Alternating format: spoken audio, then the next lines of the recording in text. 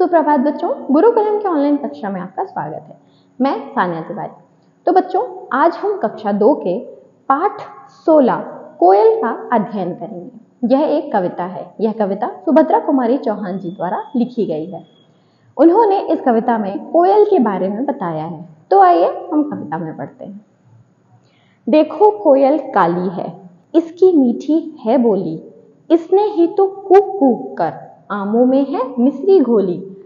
अब कवित्री कह रही हैं कि देखो कोयल का रंग कैसा है, काला है, पर उसकी जो बोली है वो कैसी है, मीठी है। यानी कोयल बहुत मीठा बोलती है।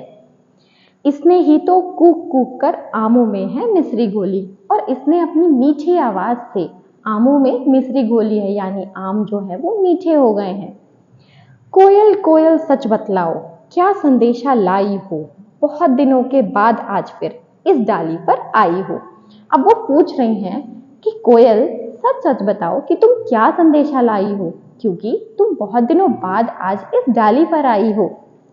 क्या गाती हो, किसे बुलाती, बतला दो कोयल रानी, प्यासी धरती देख मांगती हो क्या मेघों से पानी। अब वो पूछ रही हैं कि तुम क्या गाती हो और अपना गाना गा करके तुम किसे बुलाती हो।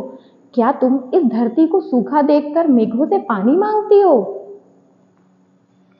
कोयल यह मिठास क्या तुमने अपनी माँ से पाई है, माँ ने ही क्या तुमको मीठी बोली यह सिखलाई है। अब वो कह रही हैं कि कोयल, क्या तुमने यह मिठास अपनी माँ से पाई है, और क्या उन्होंने ही तुम्हें इतना मीठा बोलना सिखाया है।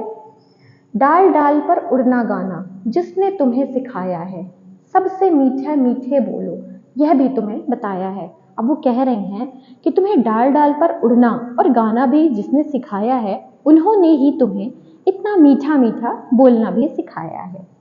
बहुत भली हो तुमने माँ की, बात सही ही है मानी, इसीलिए तो तुम कहलाती हो सब चिड़ियों की रानी।